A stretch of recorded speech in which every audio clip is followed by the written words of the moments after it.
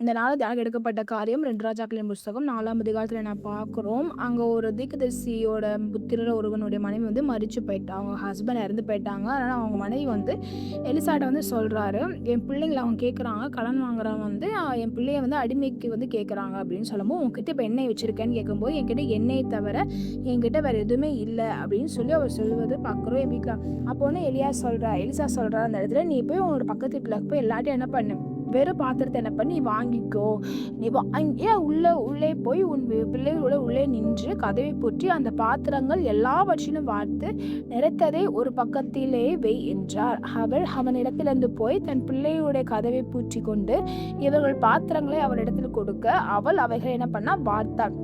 அந்த பாத்திரங்கள் என்ன ஆயிடுச்சு, அவன் மகனை பார்த்து இன்னும் பாத்திரத்தை கொண்டு வான்னு சொன்னபோது வேற பாத்திரம் இல்லை அப்படின்னு சொல்லி பெண்ணை வந்து என்ன நின்று போயிதே. அது மூலமா என்ன பண்ணான்னா கடனை அவள் தீர்த்து கொண்டாள் அப்படின்னு சொல்லி அவன் பார்க்குறோம். இதுல என்ன நம்ம கற்றுக்கிட்டோம் அப்படின்னா, கர்த்தருடைய வார்த்தை அழகா சொல்றது பாருங்க, உள்ளே போய் உன் பிள்ளையுடைய உள்ளே நின்று கதவை பூட்டு, நீயும் உன் பிள்ளை என்ன பண்ண உள்ள போய் கதவை பூட்டிக்கோங்க அப்படின்னு சொல்ற. அதே போல அவங்க கதவை பூட்டுறாங்க. கதவை பூட்டிய பிறகு அந்த பாத்திரம் நிறைந்த பின் அவள் என்ன பண்றா, பிள்ளைகிட்ட கேட்கிறான்.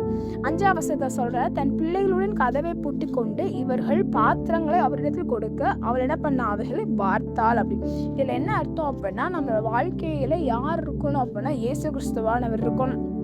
இயேசு கிறிஸ்துவானவர் நம் இருதயத்தில் இருக்கணும். மத்தேயு 6ஆம் அதிகாரத்தில் நாம் பார்க்கிறோம், நீ ஜெபம் பண்ணும் போது உன் கதவை நீ பூட்டி அந்தரங்கத்தில் கொள் பிதாவை என்ன பண்ண நீ வேண்டுதல் செய் அப்படின்னு சொல்லி நம்ம பார்க்குறோம். இன்னைக்கு நம்ம அந்தரங்கத்தில் தேவாதி தேவனை யூதர் ராஜசிங்கத்தை நம்ம என்ன பண்ணாம நம்ம பார்க்கணும். நம்மளோட கண்கள் அவரை நோக்கி பார்க்கணும்.